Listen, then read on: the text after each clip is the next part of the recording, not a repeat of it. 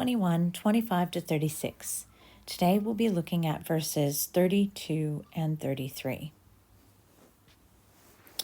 Amen lego humin, hori ume, perelthe, he genea, haute heosan, panta genetai. All right, as usual, looking for the verbs first.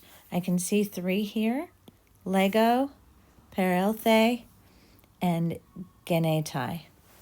So lego is very simply that lexical form that we're used to. So present indicative active, first singular, meaning I say. Perelthe is a subjunctive. It's aorist, which we can see, well, second aorist because of the elth of parerchomai, sorry. And it sort of has that sense of passing by or passing beside.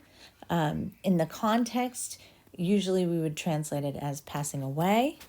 Remember that subjunctive is one step removed from reality. So here I'll write shall pass away, because it's looking at the context is sort of looking at the future, which we'll see when we add other words to this. And then genetai is also subjunctive.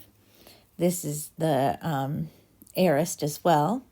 Aorist subjunctive middle though, because genomai remains middle.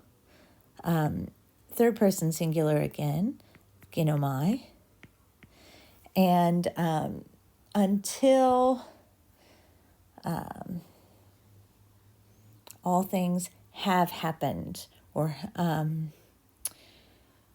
so I'm just going to translate this as a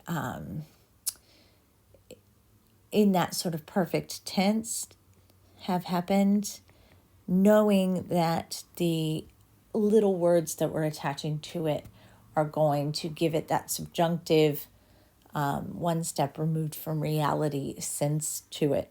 Now let's go ahead and go through the rest of the verse. So amen, often you'll see this in translations as truly, or I think in King James it would be verily. I like to actually just transliterate it because it's a Hebrew word anyway. So which is what they've done in the text, is just transliterate the Hebrew word into Greek. So I just transliterate it again into English. So amen, I say to you that. And then ume, that's an emphatic negative. Be careful about using the word never here, because it doesn't necessarily mean forever. Like, that's possibly the closest we can get in English to that emphatic negative that they do with ume. But I usually like to use surely not. So, shall surely not pass away.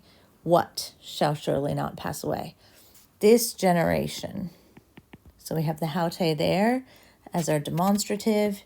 Genea is generation.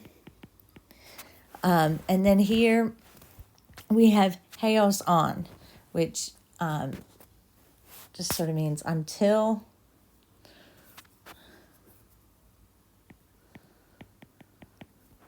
And then panta, all things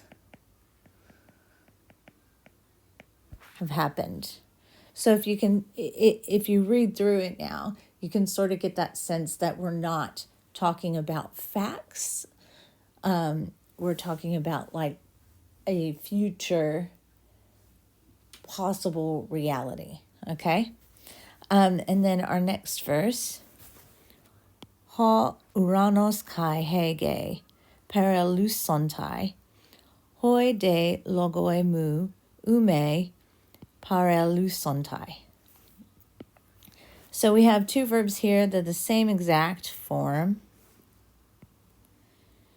paralusontai, which is a future indicative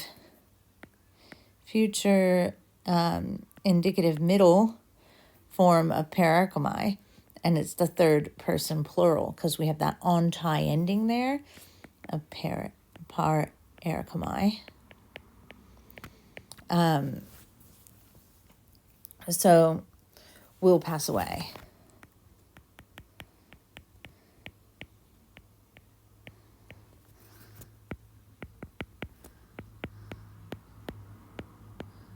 Okay, so filling out the rest of it, here we have our subject. The heaven and the earth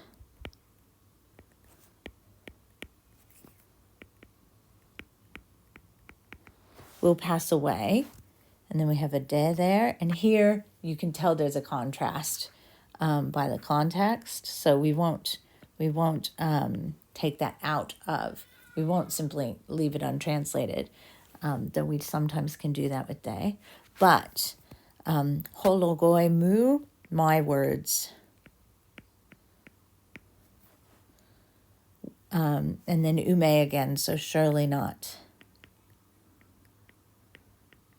Will surely not pass away. Okay, let's have a look over my translation. Amen, I say to you, that this generation shall surely not pass away until all things have happened. The heaven and the earth will pass away, but my words will surely not pass away.